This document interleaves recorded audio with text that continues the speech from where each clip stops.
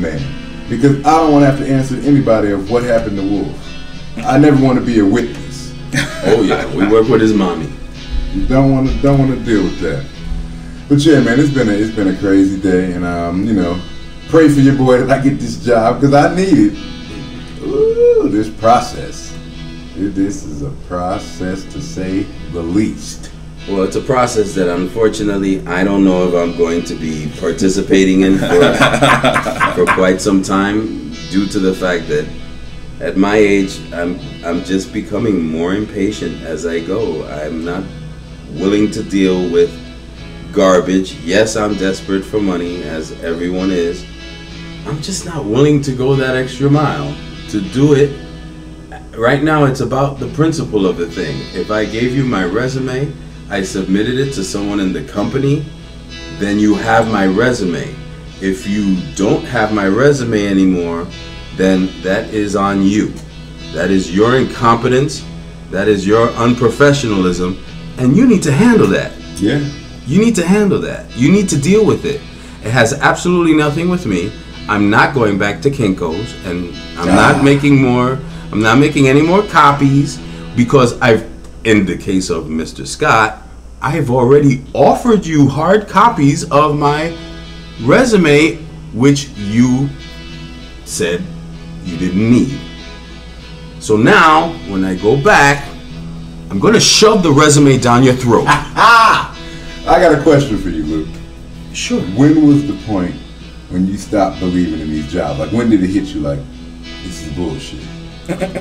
Oh, that happened a long time ago. That happened. Take me back to that day. That happened at maybe my first job. I worked at a company that doesn't exist anymore, as old as I am, called F.W. Woolworths. What they used to call a 5 and dime store. Mm-hmm. Unfortunately, when I was working there, nothing was 5 or 10 cents. This was in the 80s. So I just saw how ridiculous and what a revolving door the job was.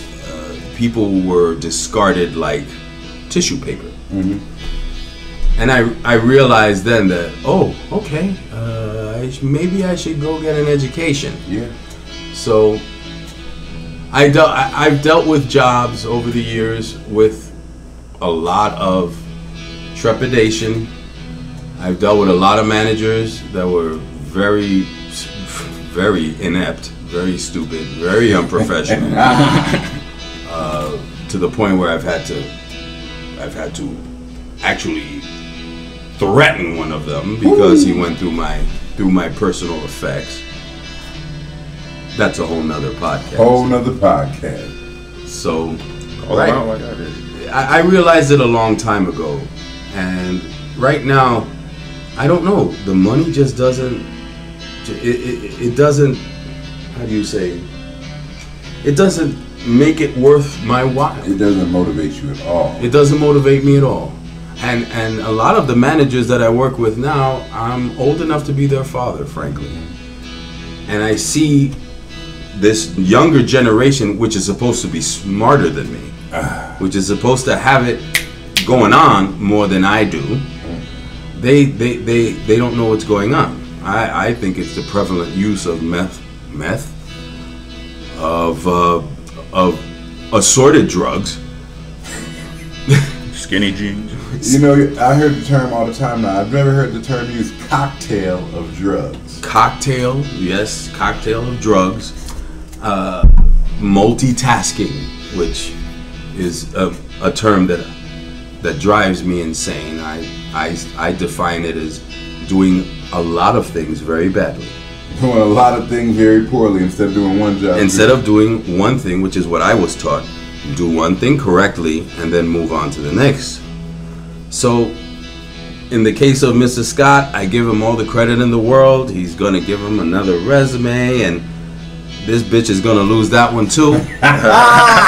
And they're going to keep making him run around and around like a dog chasing his tail.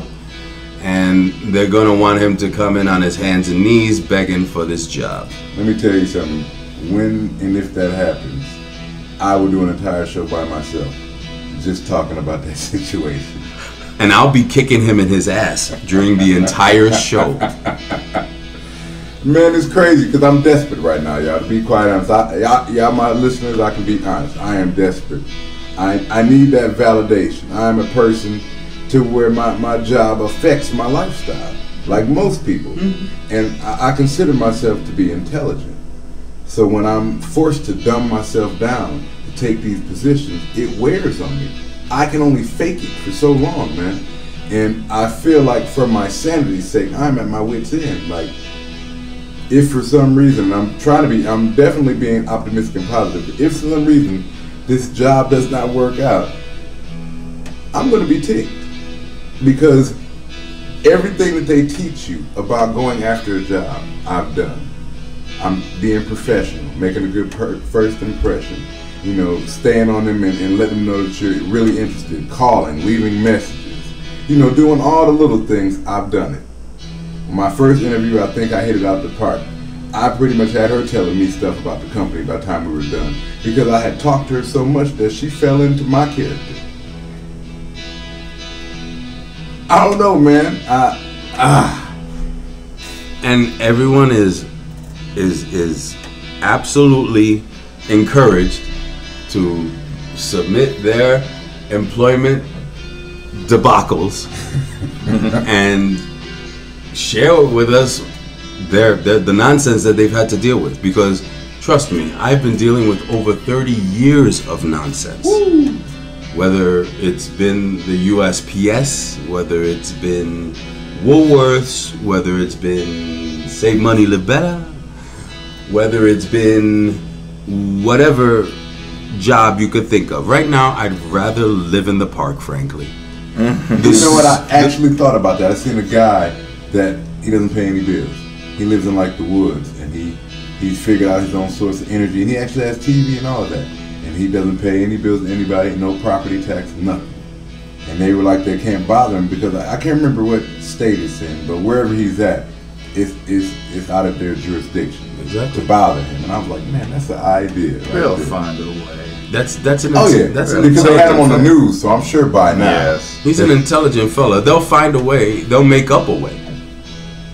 They'll find a way to destroy that. Just like I remember back in New York, when we had a real tough period in New York in the 80s, I believe, and they found a couple of homeless fellas fishing in the Hudson River.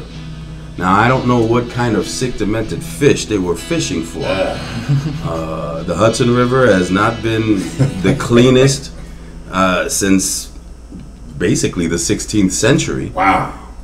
But they were fishing nonetheless because they were hungry and they did not want to go out and steal or hurt anyone in order to attain something edible for that evening.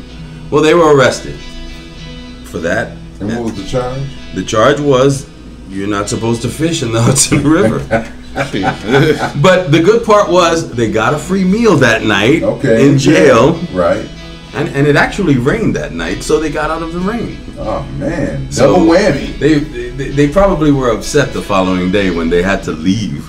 But that's the contradiction that we live with in this society right now, where we're the richest society in the world and our women and our children are the hungriest people.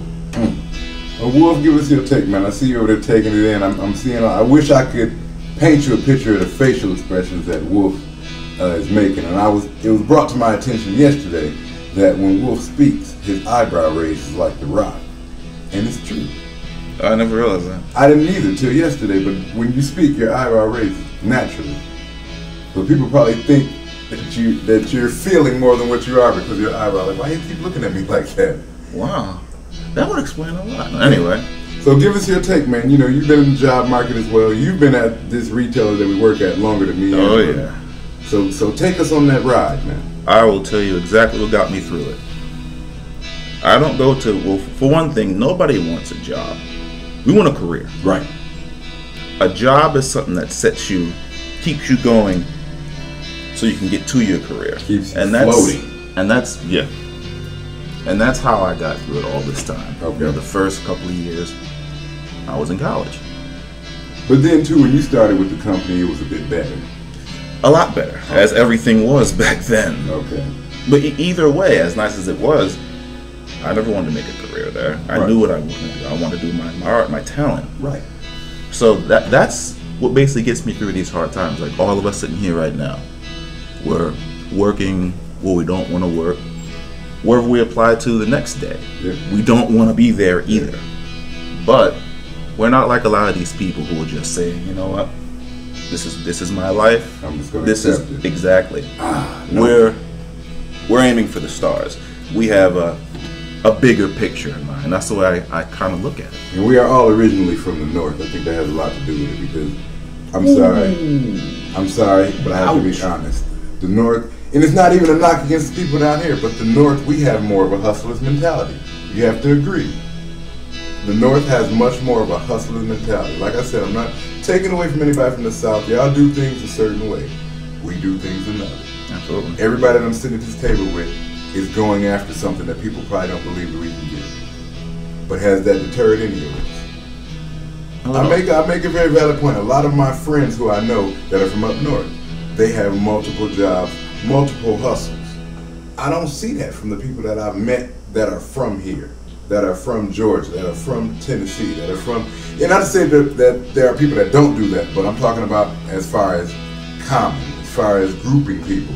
The majority is not doing that. The majority of people where I'm from, everybody is trying to do better, whether it be big or small. It's a hustle. And I don't see that hustle down there, and that's part of the problem. That's part of the problem because there's not a bigger market for people like us because people are used to accepting what they're given. Exactly. I cannot accept what I'm given. I am going to take what I want, one way or the other. God, hopefully it's legal. But I'm going to get what I want, You know one way your or another. You know your personal worth. Yeah, You know what absolutely. you're doing. What you're doing right now is far beneath your intelligence and your talent. And that's the way I feel. I mean, everybody here. Amazingly, there's a lot of talent where we work. Mm-hmm. But like you said, our mentality is we're looking beyond that. Oh, Now, yeah. theirs, you don't know, but that's what gets you through. I've these actually things. had dreams about quitting. Like like you know when you watch a movie and they have alternate endings, I have like different dreams about different ways I'm gonna quit. Like of course you have the action hero come through the roof like F you, F this place.